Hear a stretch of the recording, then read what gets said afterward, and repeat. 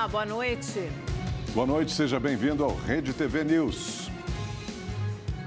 Ata do Copom defende que nova regra fiscal sólida e crível pode facilitar a queda da taxa básica de juros no país. Conselho Nacional de Previdência Social aprova a proposta do governo e teto de juros para empréstimos consignados ficará em 1,97% ao mês.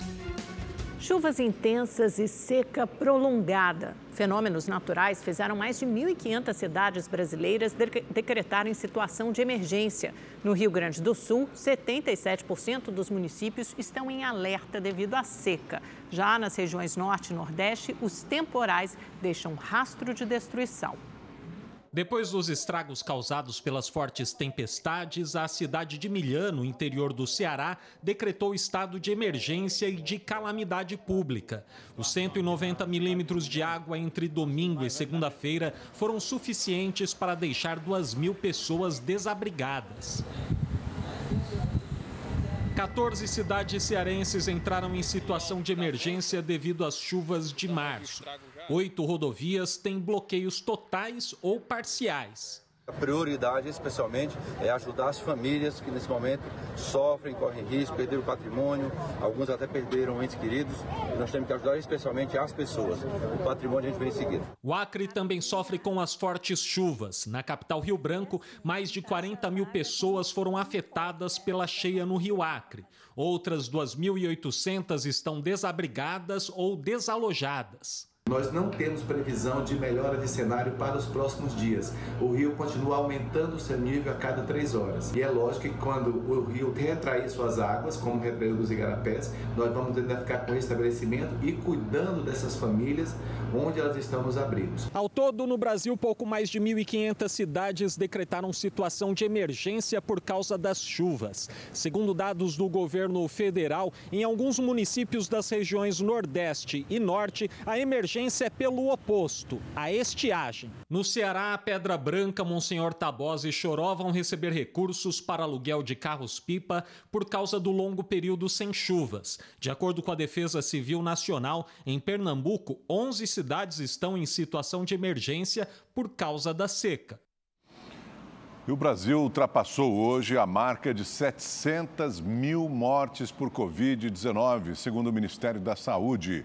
O número foi registrado pouco mais de 3 anos após a primeira vítima da doença no Brasil, em março de 2020. A vacinação, segundo especialistas, é a principal responsável pela queda de casos e mortes relacionadas à doença. 700 mil mortes, um número que deveria envergonhar. Esse é um dos capítulos mais tristes da história sanitária do Brasil. O país, com 3% da população mundial, ostenta 10% das mortes por Covid-19. É o preço do negacionismo do governo Bolsonaro. O ex-presidente da República foi o principal garoto propaganda da política que desacreditou a vacina, negligenciou a máscara, divulgou o uso de medicamentos comprovadamente ineficazes. O único líder do mundo que o tempo todo desconfiou da ciência. Para disseminar o vírus da mentira, montou um gabinete paralelo com ministros dispostos a obedecer e médicos a delinquir. A saúde foi abduzida pelo debate político-ideológico mais rasteiro, a postura anti-vacina e anti-ciência simulada sob o manto de liberdade individual. Quanta distorção! No ano em que o Programa Nacional de Imunização, nosso PNI, um dos mais abrangentes e bem-sucedidos do mundo, lançado em plena ditadura militar, completa meio século de existência, a cobertura contra doenças como poliomielite e hepatite despencou. A desconfiança em relação à ciência é uma das muitas heranças malditas do governo Bolsonaro. A vida humana reduzida à mentira e ao oportunismo. O Grupo Petrópolis, dono das cervejarias Itaipava, Cristal e Petra, pediu recuperação fiscal à Quinta Vara Empresarial do Rio de Janeiro. Há 1 ano e meio, a companhia enfrenta uma crise financeira devido à redução de receita. As dívidas somam mais de 4 bilhões de reais. A reforma tributária foi o principal assunto na Marcha Brasília em defesa dos municípios. Cerca de 10 mil pessoas, entre prefeitos, vereadores e convidados, participam do evento em Brasília. O vice-presidente Geraldo Alckmin representou o presidente Lula na cerimônia de abertura. Alckmin criticou o atual modelo de cobrança de impostos e afirmou que a reforma tributária pode fazer o PIB crescer 10% em 15 anos. O modelo tributário nosso, ele é caótico, então ele leva a uma judicialização altíssima. Ele tem um custo muito elevado para pagar imposto, tal é a complexidade tributária. Ele é injusto na maneira como arrecada, porque ele está excessivamente em cima de consumo. O ministro da Fazenda, Fernando Haddad, disse que o governo deve apresentar a proposta de reforma tributária em abril. Segundo Haddad, a medida está no topo das prioridades do governo. O ministro tranquilizou os prefeitos, afirmando que 70% do ISS, imposto sobre serviços, vai permanecer nos municípios. E o que vai sair com uma regra de transição tão suave, que é o que foi dito aqui. Você não está disputando o bolo, você está disputando o fermento do bolo.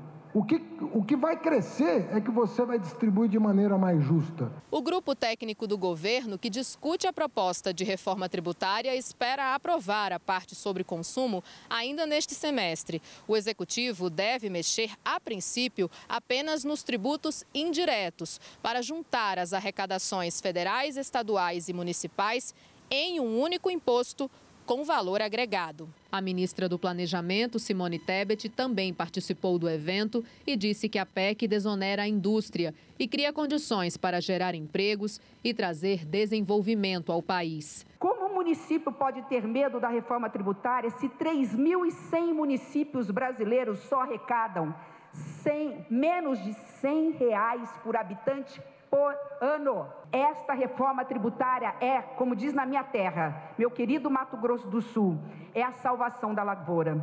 Eu digo mais, é a única bala de prata que nós temos. O ex-presidente da República, Jair Bolsonaro, recebeu um terceiro conjunto de joias de presente do governo da Arábia Saudita. A informação foi divulgada pelo jornal O Estado de São Paulo. Segundo a reportagem, o valor estimado das peças, que inclui um relógio cravejado de diamantes, é de cerca de R$500 mil. Ainda segundo a publicação, o estojo foi recebido em mãos pelo próprio ex-presidente quando Bolsonaro esteve em viagem oficial a Doha, no Catar, e a Riad, na Arábia Saudita, em outubro de 2019. Em junho do ano passado, as joias foram enviadas para o gabinete de Bolsonaro a pedido dele próprio, depois de ficarem guardadas pelo Gabinete Adjunto de Documentação Histórica da Presidência. O Estadão publicou ainda que, quando se preparava para deixar a presidência, Bolsonaro enviou caixas de presentes, inclusive essas joias, para ficarem guardadas em uma propriedade do tricampeão de Fórmula 1, Nelson Piquet, em Brasília. O ex-piloto, notório apoiador de Bolsonaro, ainda não se manifestou sobre o caso. Já a defesa do ex-presidente informou que os bens foram incluídos no acervo da Presidência da República, conforme a legislação em vigor, e que reitera que quaisquer presentes se encontram à disposição para apresentação e depósito, caso necessário.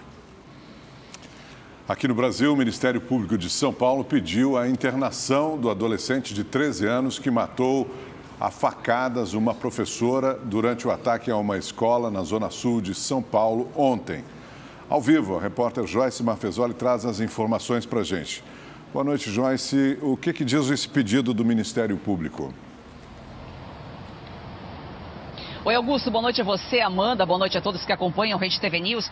Olha só, Augusto, e o Tribunal de Justiça acabou de determinar a internação provisória do adolescente e também já marcou audiência de apresentação para que ele esteja ouvido na presença dos representantes legais.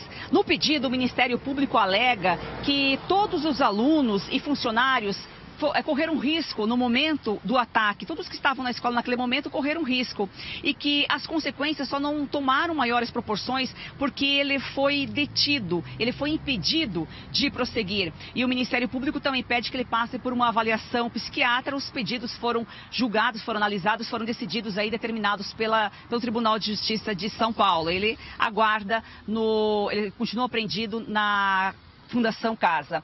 A Polícia Civil, que investiga o caso, disse que as oitivas de testemunhas continuam. Em entrevista hoje, o delegado Marcos Reis confirmou que a polícia pediu a quebra do sigilo telefônico do adolescente e apreendeu um HD externo, cadernos e um videogame que serão analisados. A Secretaria da Educação do Estado disse que o jovem tinha histórico de agressão e que a escola havia enviado ofícios ao Conselho Tutelar e à Vara da Infância sobre o pedido de atendimento ao Centro de Atenção Psicossocial Infanto-Juvenil. Disse ainda que há, inclusive, registro de boletim de ocorrência eletrônico.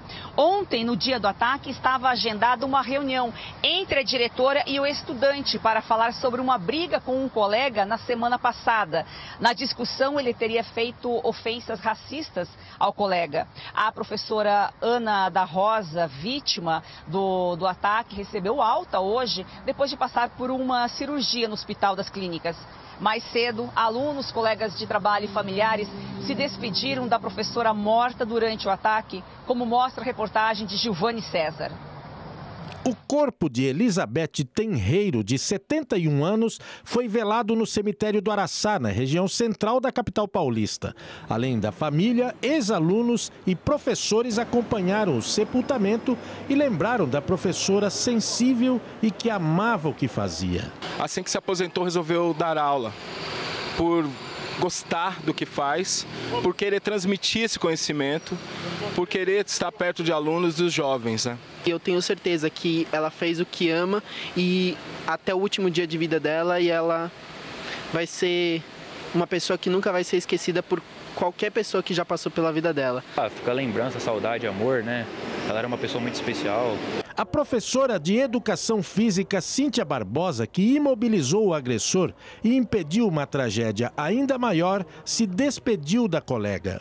Eu quero passar energia para os meus colegas, para a família, para toda a nossa comunidade escolar também, para todo um sistema de educação. Na manhã desta terça-feira, estudantes vieram homenagear a professora de 71 anos que morreu após levar golpes de faca de um aluno. Eles deixaram velas, flores aqui na frente da escola Tomásia Montoro. E aqui, ó, esticaram uma faixa que diz o seguinte: Professora Elizabeth, presente, chega de violência. Mães e estudantes também fizeram 1 minuto de silêncio na porta do colégio. Eles pedem por uma audiência com o secretário de Educação para saber quais medidas vão ser adotadas para evitar novos ataques. E não é só socorro para os alunos, não, para as professoras também. Isso é para os pais, para todos. Entendeu? Porque não vai ser a primeira, não vai ser a última, tá? Então tem que ter uma solução, um resultado.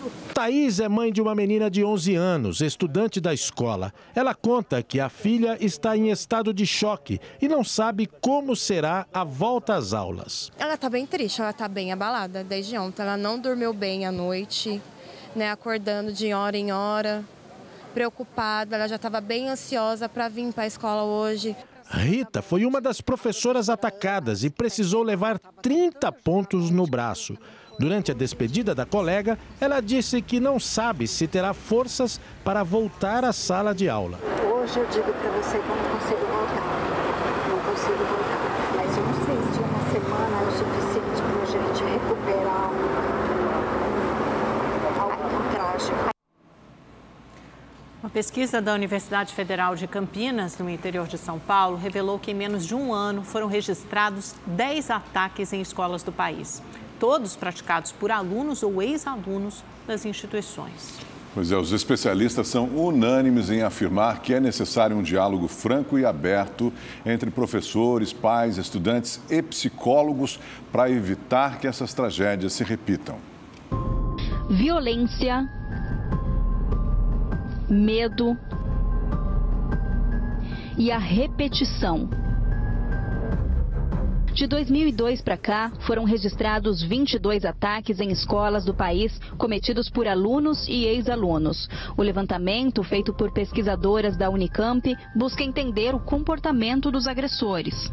O que a gente percebe é que, dentre vários fatores que esses adolescentes buscam realizar esse tipo de atentado, tem a vingança, né? O desejo de voltar ao local onde de uma certa forma ele pertenceu ou ele foi humilhado. Essa psicóloga diz que pais e professores são peças fundamentais no processo e podem detectar mudanças de hábitos dos jovens e procurar auxílio profissional. Uma criança que de repente é uma criança extrovertida, que começa a ser muito introvertida, ou o contrário também pode acontecer. Então essas situações onde a criança se isola, ou onde a criança começa a demonstrar interesse por mudar as características de cabelo, roupa, são todas questões que precisam ser olhadas com cuidado por aqueles que rodeiam. De acordo com a pesquisa da Unicamp, o perfil predominante dos agressores é de jovens brancos do sexo masculino mobilizados por discursos de ódio, principalmente nas redes sociais. Outro fator que chama atenção no estudo é o aumento no número de ataques do ano passado para cá. Em 20 anos tinha acontecido apenas 13 eventos, chegar no ano passado, a partir de agosto, acontecer mais 10, foi uma coisa, num período muito curto, né, de 8, 9 meses. Então, isso foi bem assustador. Entre os ataques mais emblemáticos estão o de Realengo, no Rio de Janeiro, em 2011, quando um ex-aluno de 23 anos matou 12 crianças na Escola Municipal Tássio de Silveira e cometeu suicídio. O de Suzano, em São Paulo, quando 2 ex-estudantes de 17 e 25 anos entraram armados com um revólver e um machado na Escola Raul Brasil. O crime foi em 2019 e deixou 11 pessoas feridas. E o de Aracruz, no Espírito Santo, no ano passado. Um jovem de 16 anos matou 3 pessoas e feriu outras 13 em 2 escolas. O ataque de ontem na Escola Estadual Tomásia Montoro reforçou a necessidade de um trabalho especializado para coibir esse tipo de ação. O jovem que matou a professora a facadas já tinha um histórico de violência em outra escola e por isso foi transferido de unidade. Ainda segundo colegas, o adolescente havia se envolvido em discussões recentemente. Uma delas na semana passada, quando usou termos racistas para agredir outro aluno. O governo de São Paulo anunciou um plano de prevenção à violência e o acolhimento psicológico nas escolas, mas especialistas reforçam que as medidas não devem ser pontuais, já que o trauma perdura por anos. As intervenções, elas precisam ser contínuas, de preferência que essas pessoas sejam acompanhadas até mesmo até o término do curso escolar, porque o que a gente tem observado é que elas têm sido pontuais, como aconteceu lá em Suzano. Eles deram um respaldo durante pouco tempo e até hoje a gente tem aí essas consequências. O presidente Lula discute neste momento com o presidente do Senado, Rodrigo Pacheco, a tramitação das medidas provisórias. Eles estão reunidos no Palácio da Alvorada, que é a residência oficial da presidência, e nós vamos a Brasília, onde o repórter Igor Damasceno acompanha tudo de pertinho, tem mais informações. Igor, será que finalmente estamos mais próximos, ou eles estão mais próximos a um acordo? Pois é, falta definir a composição das comissões mistas, Amanda. Boa noite a você, também ao Augusto e a todos que nos acompanham. Esse foi o principal assunto apresentado pelo presidente do Senado, Rodrigo Pacheco, ao presidente Lula ali no Palácio da Alvorada. O encontro terminou agora há pouco, ninguém falou com a imprensa, mas a gente sabe que houve também a presença do ministro das Relações Institucionais, Alexandre Padilha, ele que é responsável pelas articulações políticas, inclusive com o Congresso Nacional, e também participou o líder do governo aqui no Congresso, o senador Randolph Rodrigues. Pela manhã, o encontro de Pacheco foi com o presidente da Câmara dos Deputados, Arthur Lira. Só que, mais uma vez, eles entraram em desacordo. O motivo é justamente a composição das comissões mistas. Lira defende que haja 3 deputados para cada senador. Pacheco não concordou e classificou essa proposta como desequilibrada, porque o rito constitucional garante igualdade entre parlamentares. Apesar disso, Rodrigo Pacheco garantiu que o tema vai ser debatido na reunião de líderes de partido. Vamos acompanhar. Olha, eu quero deixar muito à vontade os líderes para essa apreciação sobre a proporcionalidade, mas uma coisa que eu gostaria de ressaltar é que nas comissões mistas a paridade de 12 senadores e 12 deputados existe há mais de 2 décadas e funciona assim por uma razão muito simples. Essa paridade ela não é quantitativa, ela é qualitativa com um peso igual entre as 2 casas. Câmara tem o mesmo peso que o Senado numa apreciação de uma proposição legislativa. Tanto que quando 500 213 deputados aprovam um projeto de lei e mandam para o Senado, 41 senadores podem rejeitá-lo e a matéria fica rejeitada. E vice-versa. Os senadores podem aprovar à unanimidade uma matéria no Senado e, quando for para a Câmara, uma maioria simples da Câmara rejeitar. Esse é o bicameralismo, que justifica a paridade do número de membros. Bom, apesar desse novo impasse, Pacheco classificou esse encontro com Arthur Lira como positivo. Uma outra proposta apresentada pelo presidente da Câmara dos Deputados foi a criação de um prazo para análise das medidas provisórias nas comissões mistas. Pacheco disse que a ideia é boa. Tudo isso vai ser definido, vai ser debatido na reunião de líderes de bancada, que deve acontecer na quinta-feira, ali no Senado Federal. A expectativa de Rodrigo Pacheco é reativar as comissões mistas a partir da semana que vem, com a análise das medidas provisórias assinadas pelo presidente Lula. A gente vai seguir acompanhando. Igor Damasceno, de Brasília, para o Rede TV News. Obrigado, Igor. E o Conselho Nacional de Previdência Social definiu em 1,97% ao mês o teto de juros do empréstimo consignado a aposentados e pensionistas. Quem tem as informações para a gente, também direto de Brasília, é o repórter Anderson Arcoverde. Boa noite, Anderson. O governo precisou ceder um pouquinho, né, e rever essa redução, não é isso? É isso mesmo, Augusto. O governo precisou recuar para pôr um fim a essa polêmica sobre os empréstimos consignados. Boa noite para você, boa noite, Amanda, e a todos que nos acompanham. Isso tudo ocorreu porque, há cerca de 2 semanas, o Conselho Nacional da Previdência Social havia reduzido a taxa de juros nessa modalidade de crédito de 2,14% para 1,7%. Só que as instituições financeiras, inclusive os bancos oficiais, disseram que seria impraticável e, por isso, suspenderam todas as operações do consignado. Aí, hoje, após a aprovação do presidente Lula, essa taxa de 1,97% foi colocada em votação no Conselho Nacional de Previdência Social e aprovada por 11 dos 15 integrantes do Conselho. 3 se abstiveram e 1 votou contra. O ministro da Previdência, Carlos Lupe, que é o presidente do Conselho, disse que foi o possível, mas ele ainda considera a taxa alta. Vamos ouvir o que o ministro afirmou. Foi feito o que é possível. Eu acho que a partir de hoje todo esse sistema financeiro volta a atuar. E nós vamos agora, durante os próximos 60 dias, aprofundar essa discussão do papel dos consignados, qual o seu objetivo, o grande endividamento por que passam grandes quantidades de aposentados e pensionistas e os assédios indevidos, os telefonemas, as pressões que vendem ilusão para muitos aposentados e pensionistas. Anderson, o ministro da Fazenda, Fernando Haddad, também participou dessa reunião com o presidente Lula sobre o crédito consignado e, na saída do Palácio da Alvorada, ele conversou com jornalistas, conversou com a imprensa e falou sobre o arcabouço fiscal, que também é um dos temas mais aguardados da semana. Já temos uma previsão da data, do prazo em que ele deve ser divulgado? Ainda esta semana, Amanda, pelo menos foi o que disse o ministro Fernando Haddad. Ele afirmou que terá uma reunião conclusiva sobre este assunto com o presidente Lula amanhã. Na verdade, esse encontro, segundo o ministro, deveria ter ocorrido hoje, mas foi adiado porque o ministro-chefe da Casa Civil, Rui Costa, está doente e, por isso, eles decidiram adiar a reunião para amanhã, reunião essa que, segundo o ministro Fernando Haddad, será para bater o martelo. Anderson Arcoverde, de Brasília, para o Rede TV News. Obrigado, Anderson. E o novo arcabouço fiscal foi um dos temas abordados na ata do Copom, divulgada hoje pelo Banco Central. Na semana passada, o Comitê de Política Monetária decidiu manter a taxa básica de juros em 13,75% ao ano.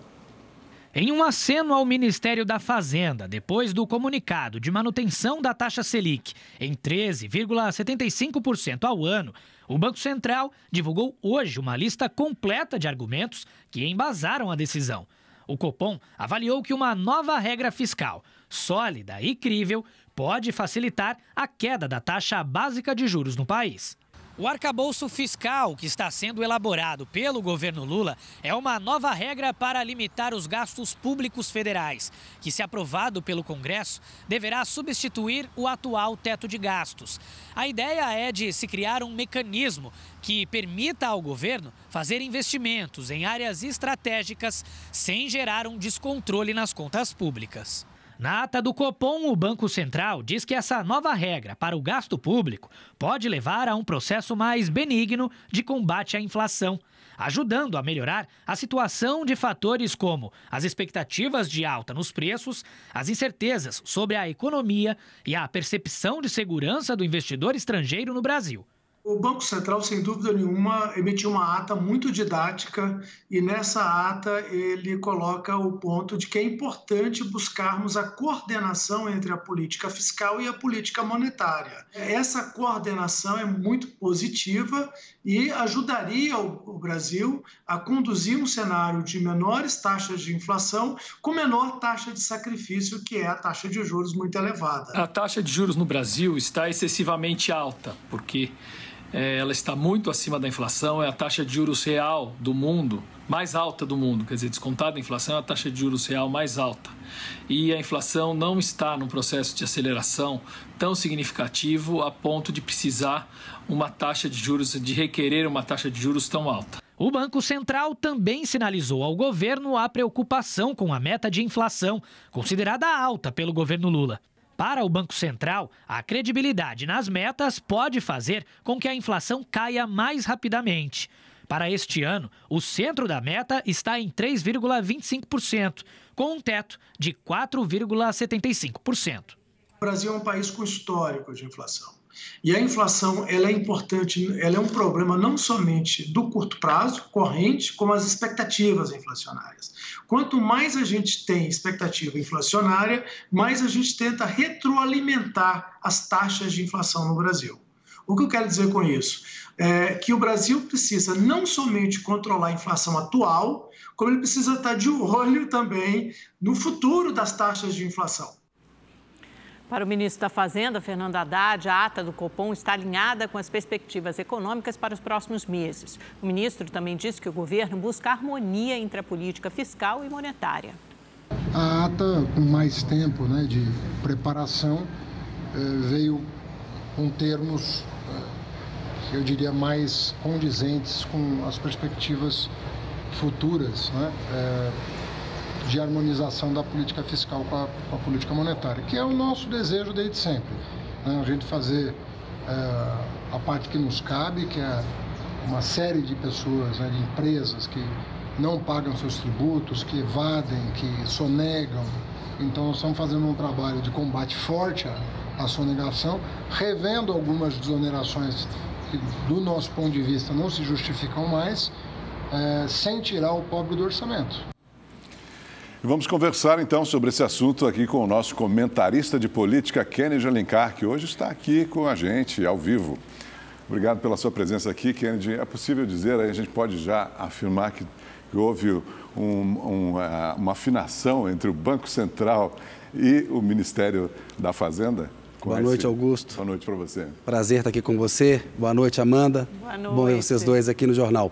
Augusto, dá para dizer sim que houve um recuo.